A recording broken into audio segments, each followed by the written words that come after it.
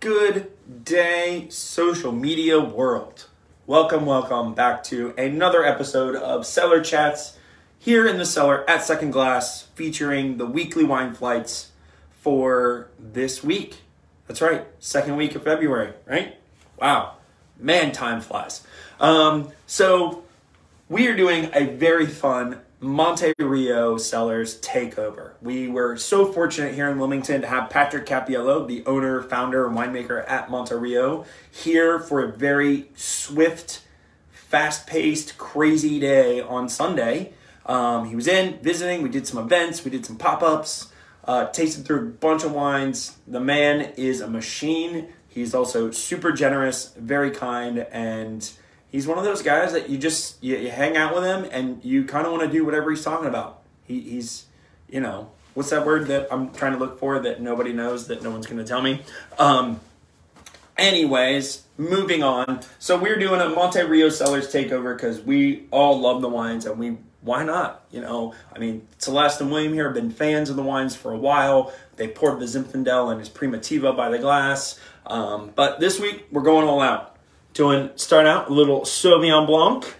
We're going to roll into the Zinfandel Old Vines, and then we're going to wrap it on a really fun note with Patrick's Petite Sirah. So a little bit about Patrick and the Monte Cellars. I'll try and keep this as short as possible. Patrick got into the restaurant business back in 2001 in New York City. Before that, he kind of bounced around and worked at like local chain restaurants, like so many people in their like late high school, college years. But he very quickly came under the tutelage of some really amazing sommeliers in New York City.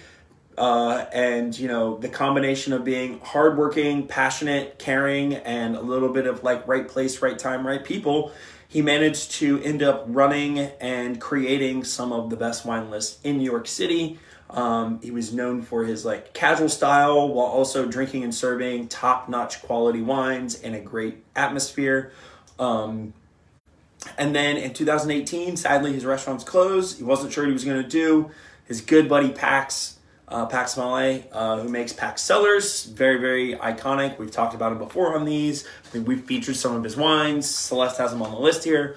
Was like, hey, come out to California and we'll figure some out. And he's like, I kind of want to make some wine. So, you know, under the tutelage of Pax, he started making a little wine, and then it was off to the races. Founded Monte Cellars, named after a little town, a little like old school vacation town that's pretty run down these days. It's pretty sad, actually.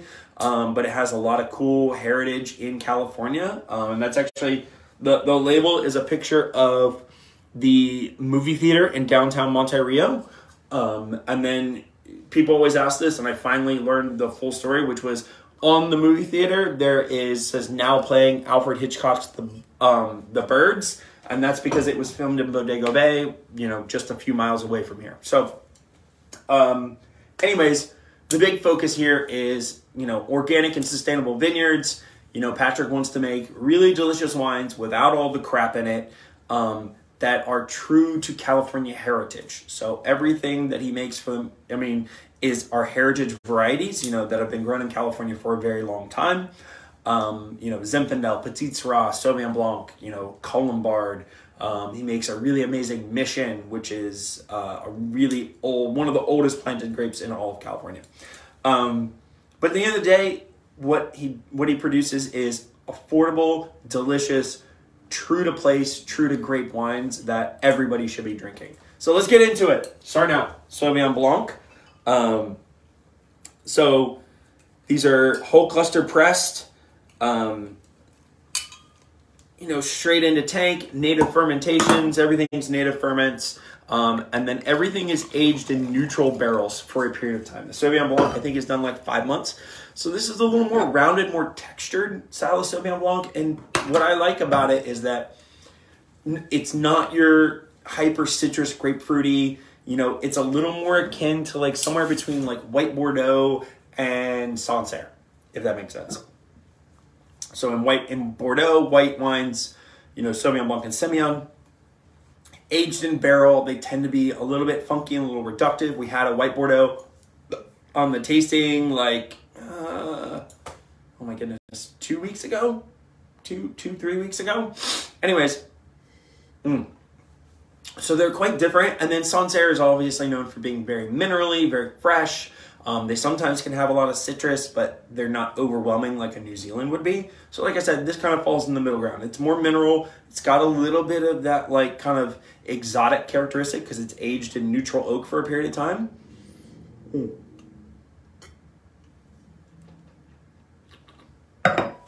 Oh, man, that's great. You know, I'm sitting here, I'm looking outside, it's sunny. We started at like 35 degrees this morning. I think it's going to be 66 before the day's over.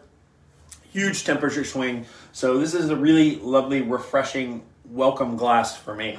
You get a little bit of that like gooseberry kind of like what I call funky citrus. I don't mean funky like, you know, barnyard or like weird, but like it's just kind of like a exotic. It's exotic citrus. It's not like an orange or a lemon. It just has a little more going on. Kind of pretty floral notes. There's great texture here while still being really lively. Again, that is Monte Cellars Sauvignon Blanc. And the other thing, as a whole, because this is a producer takeover this week, we're kind of more focused on the producer, talking about the wines, but, you know, the producer is the big story. Pretty much, except for maybe a couple of his wines, all come from vineyards in Lodi. Now, Lodi has long had a terrible reputation in the market, which is a real shame, but I mean, it's not unwarranted. For many years, it was the hidden secret of Napa Valley, where they would just buy a lot of bulk wine and use it to plump up their wines, because in order to have Napa Valley on the label, it only has to be like 90 or 95% from one appellation. So they could use cheaper grapes to kind of bulk up their wines. And Lodi has probably some of the best growing conditions in California. And what I mean by that is that a lot of it is dry farms. They don't need to irrigate. They get plenty of rain, but like not a lot of rain. It's very arid and like, not arid, that's kind of, I'm saying two opposing things. It's arid and rainy. They have a really great water table, and it's fairly arid, dry area. So they don't have to worry about a lot of disease pressure. Fruit has no issue ripening here, and there's a lot of really old vine parcels. So there's a lot of farmers out here. So if you're not sure where Lodi is, it's just south of Sacramento and sort of just west of the Sierra foothills as you go towards Nevada. And then throughout the 90s and early 2000s, a lot of the wines being made from Lodi were just over-extracted, over-oaked, big, jammy fruit bombs. And there is nothing wrong with those wines, but they did give a certain stigma that this is what Lodi was about. And that's really not the case. So one of the beauties of working in Lodi is you can have access to really old vines, amazing heritage varieties, because most of it didn't get torn up thanks to these farmers who really focused in on it and people who supported them to keep this fruit there. And you can get it for far less expensive than it would be if you were buying Napa or Sonoma or even Santa Barbara fruit. So Patrick has, you know, this is a historic area. A lot of it goes back to just history, like making wines as they would have in like the heyday of the late 60s and 70s from varieties that would have been very common before the French takeover of California.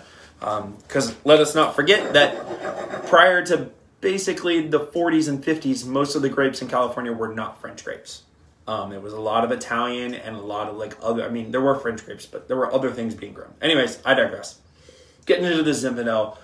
I love this Zinfandel so much. It is, so all of his red wines are made whole cluster and carbonic maceration, which is where they kind of like closed tank. You get a little bit of like CO2. You get these crunchy, bright red fruit characteristics.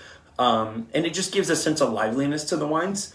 And, you know, doing a whole cluster Zinfandel, although not historically common, it probably happened more than people know because for a long time, people didn't have distemmers. So they just didn't destem things. What I like about it is it tastes like California's in, only in a livelier, more refreshing style, which makes me happy. You know, brambly blackberries, a little boysenberry characteristic going on. Definitely that classic little bit of dried herbs, sage characters.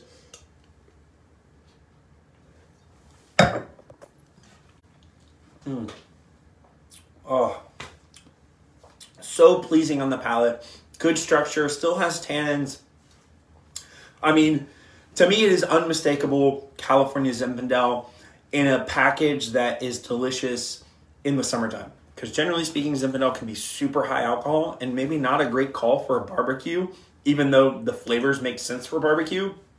This is chillable, so drinkable. I love it. It's great. I hope you guys love it too. Big fan. Again, that is the Monte Cellars Old Vine Zinfandel. And this does come from about 80-plus-year-old vines. So pretty old, in my opinion.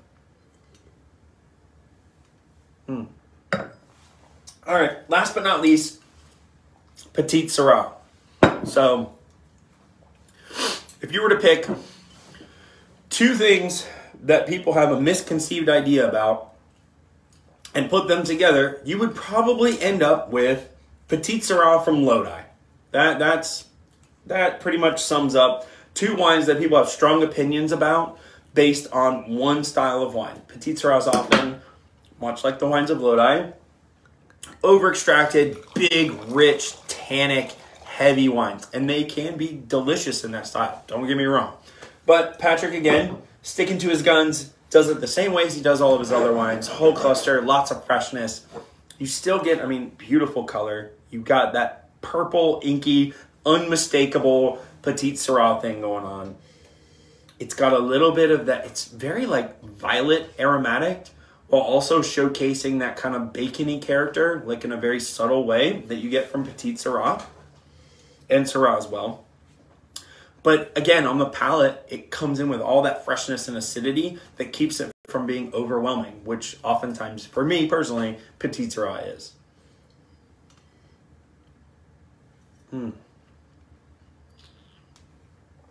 Oh, yeah, a little more plummy, darker, like a little, not stewed, but darker blackberries.